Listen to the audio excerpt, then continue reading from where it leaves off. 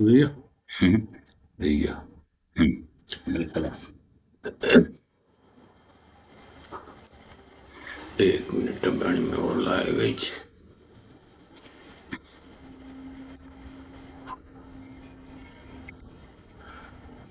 नमस्कार।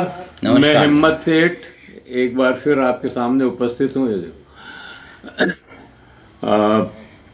एक नए विषय को लेकर। दोस्तों, आज डॉक्टर राम मनोहर लोहिया की पुण्यतिथि है। 1967 में उनकी डेथ हो गई थी। जब वो डेथ हुई थी तब 57 साल के ही थे। लेकिन उनके खास बात ये नहीं है कि उनकी मृत्यु हो गई या देहांत हो गया।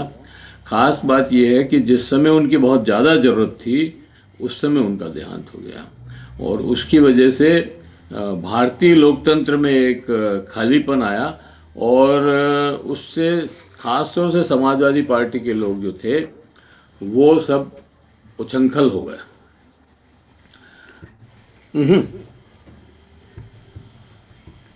आवाज तो इसमें है ना?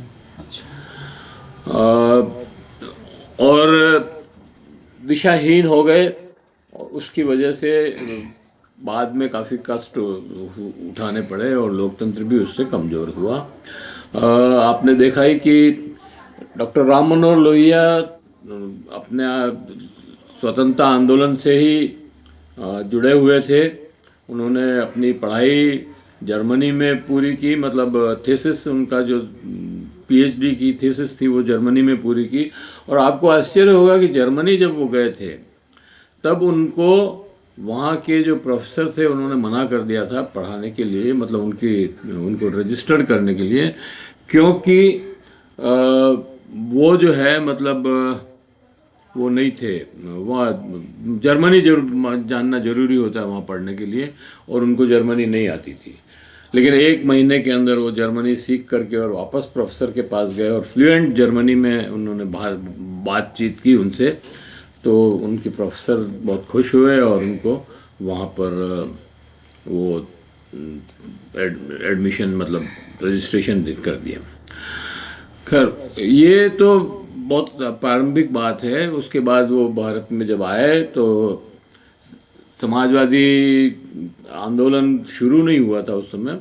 1934 के अंदर पटना में एक मीटिंग हुई जिसमें समाजवादी कांग्रेस समाजवादी पार्टी का गठन हुआ, और उसमें लोहिया भी उस संस्थापकों में से एक थे। बाद में आज़ादी के आंदोलन में भी रहे वो काफ़ी।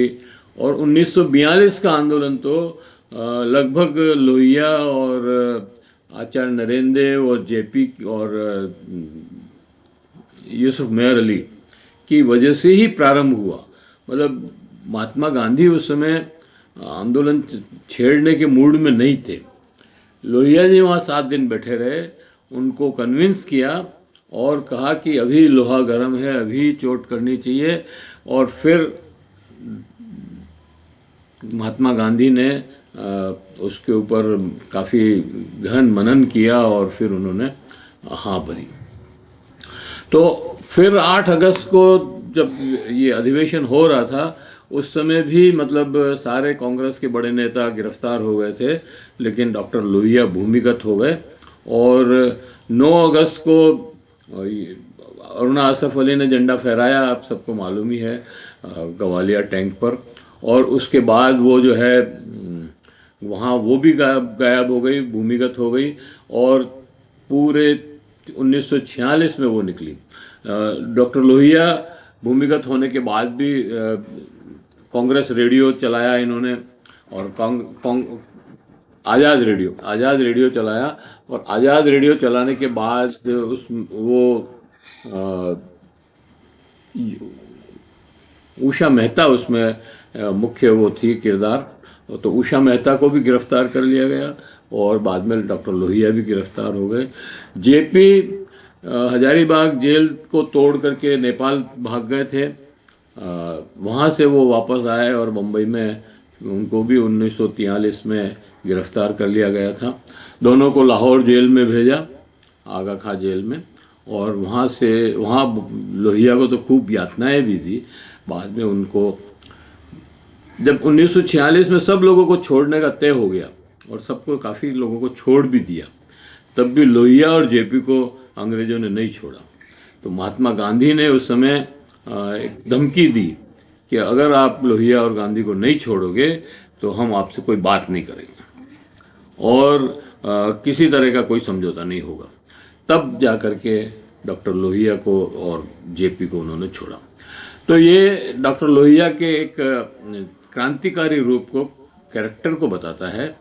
और वो जब उनको छोड़ा तो उनकी तबीयत नासाज थी, वो गोवा में आराम करने के लिए गए। वहाँ पर उनका एक दोस्त रहते थे, वहाँ पर उनके यहाँ गए। लेकिन वहाँ जा कर के देखा कि यार ये हमारा भारत तो आज़ाद हो जाएगा लेकिन गोवा तो गुलाम ही रहेगा। वहाँ पुर्तगालियों का राज था। उन्होंने वहाँ पर बड़ी एक चौक में बड़ी मीटिंग की और वहाँ के लोगों को आज़ाद करने की बात कही। वहाँ की सरकार ने उनको गिरफ्तार कर लिया, फिर वो छोड़े गए और फिर भारत आए। उसके बाद वहाँ पर लगातार गोवा मुक्ति आंदोलन चला, जिसमें मधु लिमय और मधु दंडवते और ये अपने डॉक्टर जी पारेख और ये सब लोग अरेस्ट भी हुए। एस एम जोशी और मधु लिमय को तो 12 साल की जेल हो गई। उसके बाद वो जेल कम हुई और वो भारत आए। तो इस तरह से मतलब वो सब लोगों ने काफ़ी अपनी आज़ादी के आंदोलन में काफ़ी हिस्सा लिया। और डॉक्टर लोहिया ने बहुत सारे सिद्धांत भी गढ़े। उन्होंने नारा लगाया था कि 100 में पावे पिछड़े 60, और सब पिछड़ों में महिलाओं को, सब जाति की महिलाओं को पिछड़ा माना। इसी तरह से उन्होंने आज़ादी, ये हिमालय बचाओ का नारा लगाया था उस समय उन्होंने नदियाँ साफ़ करो का नारा लगाया था, गंगा साफ़ करो। अब उसके ऊपर अरबों रुपए खर्च हो रहे हैं गंगा साफ़ करने पे, निमानी गंगे और पता नहीं क्या क्या प्रोजेक्ट्स चल रहे हैं। डॉक्टर लोहिया ने 1950 में ही कह दिया था, भाई गंगा साफ़ करो, गंगा को अगर मैली रखोगे तो कैसे होगा। और पर्यावरण की जो बातें थी, पेड़ लगाने की बात, और ये सब जो आज चल रहा है 1975 के और 80 के बाद जो यूएनओ ने भी इसके ऊपर ध्यान देना शुरू किया, लेकिन डॉक्टर लोहिया ने उस समय भी कह दिया था। दाम बांधो उनका एक बहुत बड़ा स्लोगन था। और सबसे बड़ी बात जो कार्यकर्ताओं के लिए उन्होंने कही वो था वोट फावड़ा और जेल। उन्होंने वोट फावड़ा जेल को ये समझा कि भाई जेल का मतलब तो उन्होंने कहा लगातार संघर्ष करना है लोगों के लिए, लोगों के जीवन यापन के लिए, लोगों की बेहतरी के लिए, और उनकी डिमांड्स, जनता की डिमांड्स को उठाते हुए हमेशा जेल जाने के लिए तैयार रहना है, संघर्ष करना है। फावड़ा उनका था कि रचनात्मक काम जो है, फावड़ा एक प्रतीक था रचनात्मक काम करने के लिए। उनका वो था कि जब हम आंदोलन में नहीं हों, संघर्ष नहीं कर रहे हों, तब हम कोई रचनात्मक काम करें देश के लिए, समाज के लिए, उसके उत्थान के लिए। और लोहिया छोटी मशीन के पक्ष में थे, बड़ी मशीनों के खिलाफ थे, और विकेंद्रीकरण के पक्ष में थे, केंद्रीकरण के खिलाफ थे। उन्होंने सप्त क्रांति का जो एक बड़ा संदेश दिया। उन्होंने कहा कि ये 7 क्रांतियाँ लगातार चल रही है, पूरे देश में ही नहीं पूरे विश्व में ये 7 क्रांतियाँ चल रही है, जो गैर बराबरी को ख़त्म करने के लिए बहुत ज़रूरी है। तो इस तरह से उन्होंने पूरा अपना दर्शन, उन्होंने विश्व सरकार की कल्पना भी की थी कि एक विश्व सरकार बने, जैसे स्टेट्स की और नेशन की सरकार है वैसे, लेकिन वो मताधिकार के बलबूते बने। ऐसे नहीं कि कोई 5 जनों को वीटो पावर दे दिया और वो जो है मनमर्जी कर रहे हैं, ये नहीं। उन्होंने कहा कि यूएनओ का भी रीशफलिंग होनी चाहिए। और उन्होंने कहा कि ये बॉर्डर्स जो हैं, देश की बॉर्डर्स, ये फ्री आवाजावी होनी चाहिए लोगों की। जब पैसा आ जा सकता है तो लोग क्यों नहीं आ जा सकते हैं।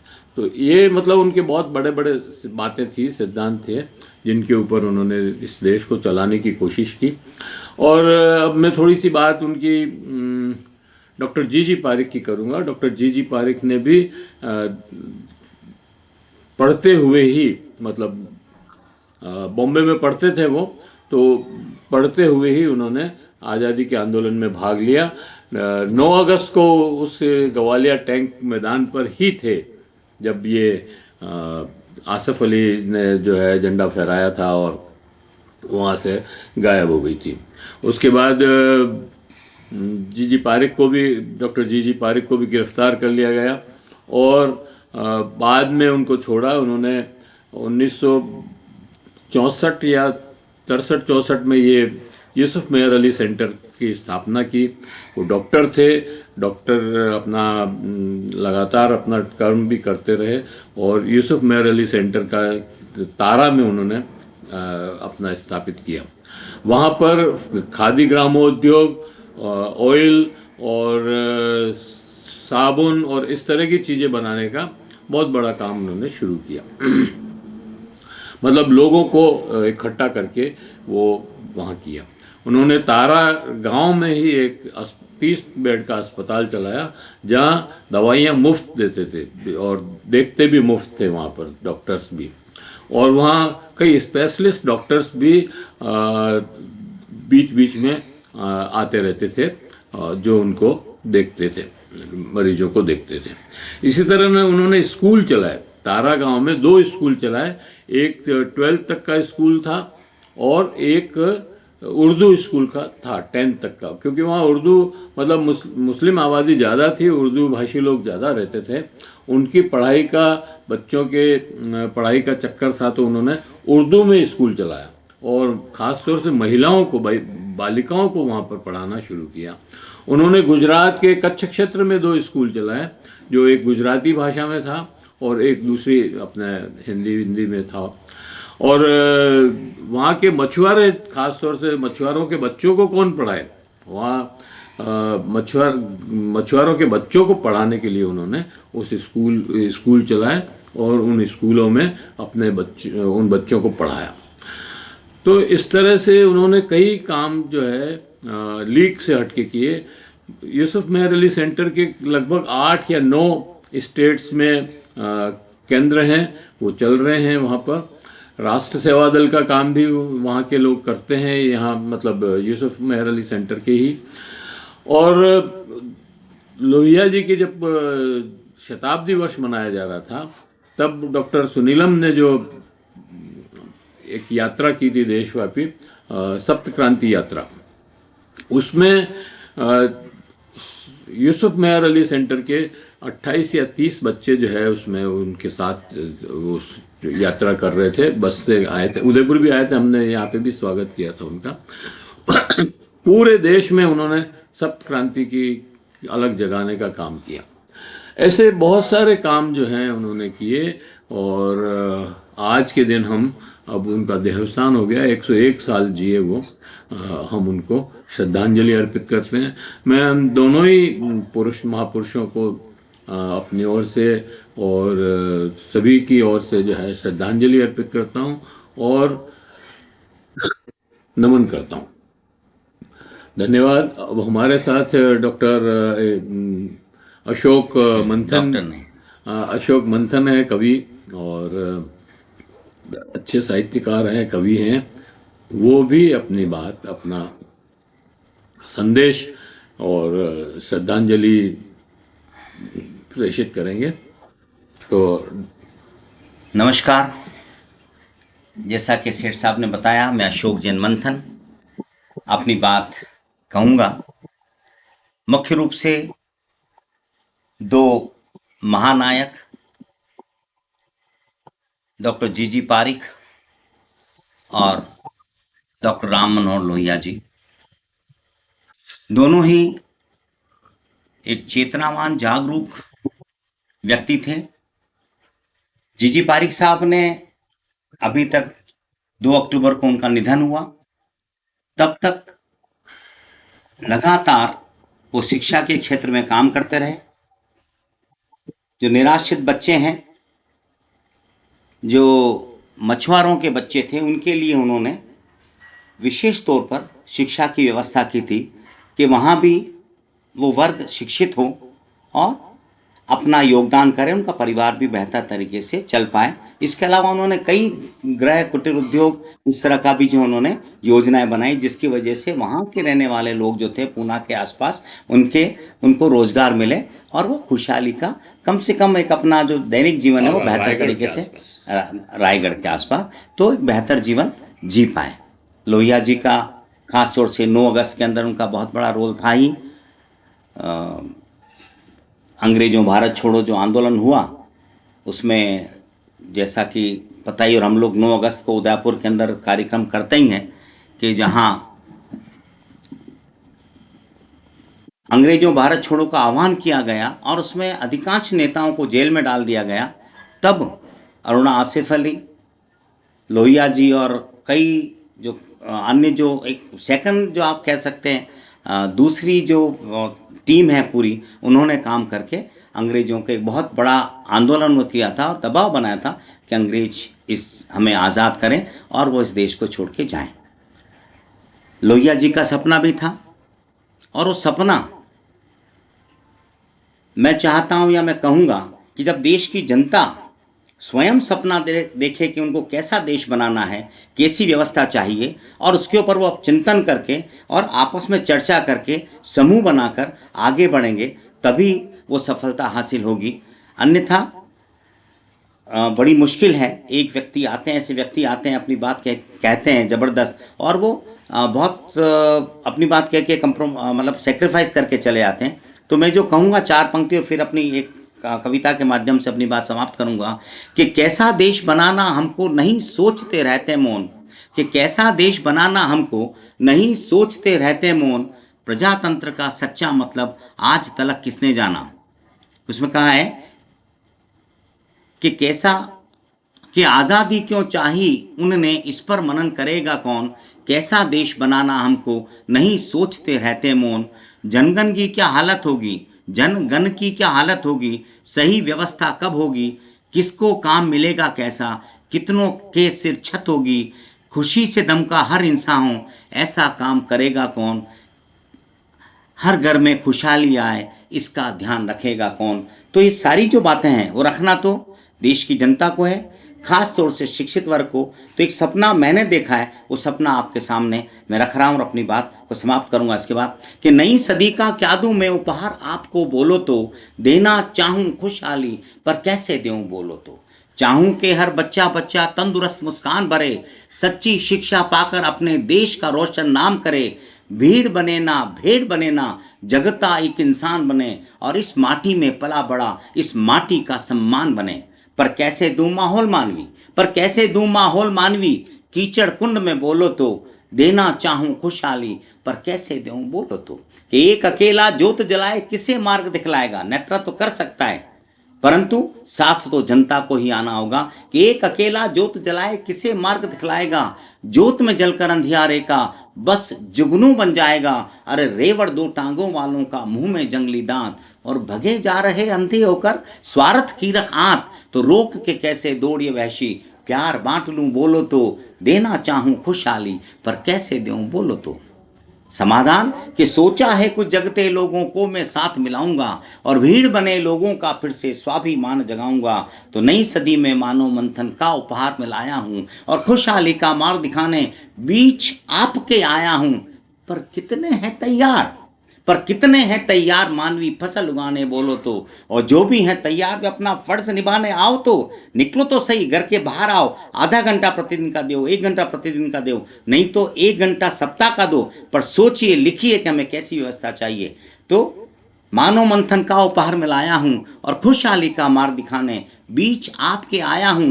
पर कितने हैं तैयार मानवी फसल उगाने, बोलो तो, और जो भी हैं तैयार पे अपना फर्ज निभाने दौड़ो तो, जो भी हैं तैयार पे अपना फर्ज निभाने आओ तो नई सदी में यही है उपहार अगर सब चाहो तो, और खुशहाली का मार्ग यही है, खुशहाली अगर चाहो तो, खुशहाली का मार्ग यही है, खुशहाली अगर चाहो तो। जय हिंद, जय भारत, धन्यवाद।